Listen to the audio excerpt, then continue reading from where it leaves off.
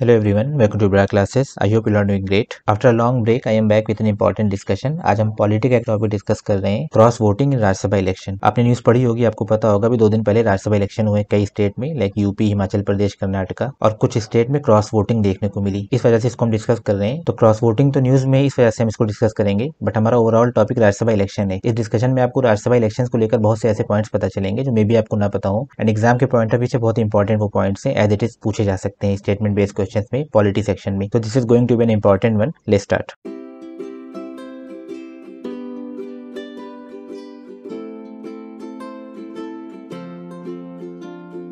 सबसे पहले न्यूज में क्यों है, जैसा मैंने बताया कि अभी रिसेंटली कई स्टेट में राज्यसभा इलेक्शन हुए हैं, लाइक उत्तर प्रदेश, हिमाचल प्रदेश, कर्नाटका, और कई स्टेट में क्रॉस वोटिंग देखने को मिली एमएलएस के द्वारा। क्रॉस वोटिंग क्या होता है कि जो एमएलए है वो अपनी पार्टी को छोड़कर सामने वाली पार्टी के कैंडिडेट को वोट देता है, उसको जिता देता है, राइट, अपने पार्टी के अगेंस्ट चला जाता है। इसको क्रॉस वोटिंग कहते हैं, एंड इसी क्रॉस वोटिंग की वजह से इलेक्शन न्यूज में। Now to understand more about cross voting, कि इसके रिगार्डिंग रूल्स क्या है, कॉन्स्टिट्यूशन क्या कहता है, सुप्रीम कोर्ट क्या कहता है, वगैरह वगैरह, वी नीड टू फर्स्ट सी कि राज्यसभा में इलेक्शन कैसे होते हैं। तो आर्टिकल 80 जो है हमारा कॉन्स्टिट्यूशन का, आर्टिकल 80, उसमें दिया हुआ है कि राज्यसभा में इलेक्शन कैसे होंगे। राज्यसभा में इलेक्शन कैसे होंगे कि जो कैंडिडेट्स होते हैं उनको इनडायरेक्टली इलेक्ट किया जाता है। कौन इलेक्ट करता है? एमएलएस। स्टेट असेंबली के जो एमएलए होते हैं वही लोग वोट देते हैं अपने अपने कैंडिडेट को और उनको राज्यसभा में भेजते हैं। आगे चलकर वो कैंडिडेट एमपी बन जाते हैं। जब वो राज्यसभा में पहुंच जाते हैं तो मेंबर ऑफ पार्लियामेंट बन जाते हैं। Now one important point here is कि जनरली क्या होता है राज्यसभा इलेक्शन में कि जितनी वैकेंसी होती है राज्यसभा में, जितनी सीट खाली होती है उतनी ही कैंडिडेट खड़े होते हैं। तो पोल की जरूरत नहीं होती है, इलेक्शन कराने की जरूरत नहीं होती है।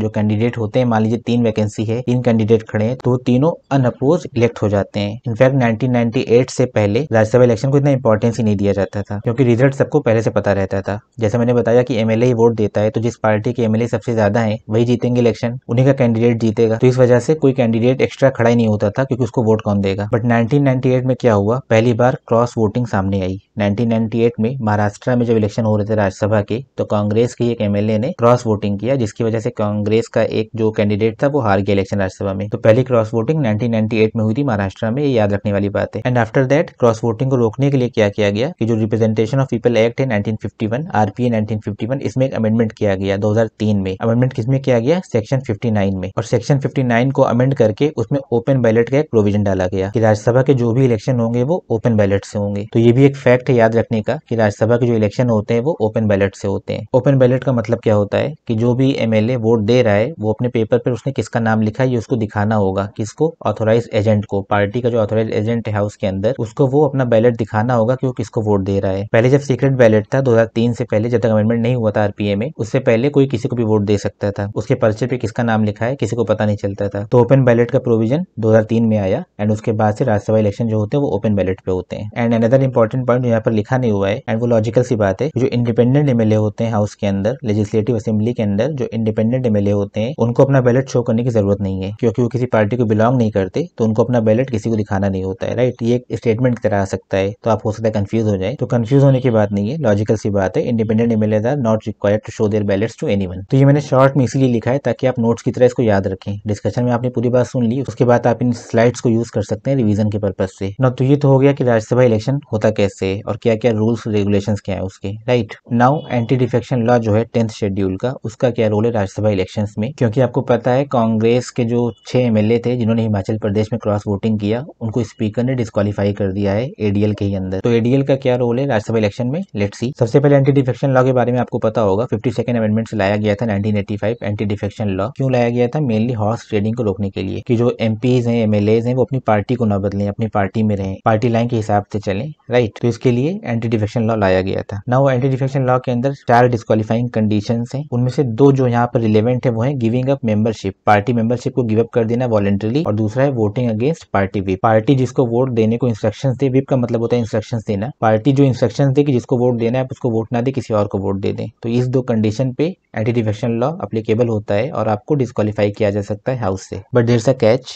कैच क्या है कि राज्यसभा इलेक्शंस जो हैं इनको लेजिस्लेटिव प्रोसीडिंग कंसीडर ही नहीं किया जाता है। They are not considered a routine proceeding, मतलब इसको एक्सेप्शनल माना जाता है। इस वजह से जो विप इशू करने का प्रोविजन है इलेक्शंस में वो राज्यसभा इलेक्शंस पर एप्लीकेबल नहीं होता। ये किसने कहा था? इलेक्शन कमीशन ऑफ इंडिया ने 2017 में एक क्लैरिफिकेशन जारी किया था, जिसमें इलेक्शन कमीशन ऑफ इंडिया ने सुप्रीम कोर्ट के जजमेंट्स को मद्देनजर रखते हुए इस बात को क्लियर किया कि राज्यसभा इलेक्शन में विप इशू नहीं किया जा सकता। तो ये इंपॉर्टेंट पॉइंट है याद रखने का, फैक्ट याद रखने का, कि जो विप इशू करने का प्रोविजन है एडीएल के अंदर वो राज्यसभा इलेक्शन में लागू नहीं होता है। क्यों नहीं लागू होता? क्योंकि इसको लेजिस्लेटिव प्रोसीडिंग ही कंसीडर नहीं किया जाता है। बट एक चीज आप यहाँ पर कंफ्यूज हो सकते हैं कि यहाँ पर पूरे एडीएल की बात नहीं हो रही है, सिर्फ एडीएल का जो एक प्रोविजन है विप इशू करना, कि कौन किसको वोट देगा, कौन किसको वोट नहीं देगा, सिर्फ ये एप्लीकेबल नहीं है। यहाँ पे ये नहीं लिखा हुआ है कि एंटी डिफेक्शन लॉ ही राज्यसभा इलेक्शन में नहीं एप्लीकेबल होगा। यहाँ पर सिर्फ इतना लिखा हुआ है कि विप इशू करना एप्लीकेबल नहीं है। Right, I hope you understand the difference. ADL की बात नहीं हो रही है, सिर्फ विप इशू करने की बात हो रही है, जो एक प्रोविजन है एडीएल का। एडीएल के अंदर 4 प्रोविजन है टोटल। ये मैंने इसलिए क्लियर कर दिया क्योंकि आगे एक एमसीक्यू में पूछूंगा, मुझे लगता है आप उसमें यही गलती करने वाले हैं।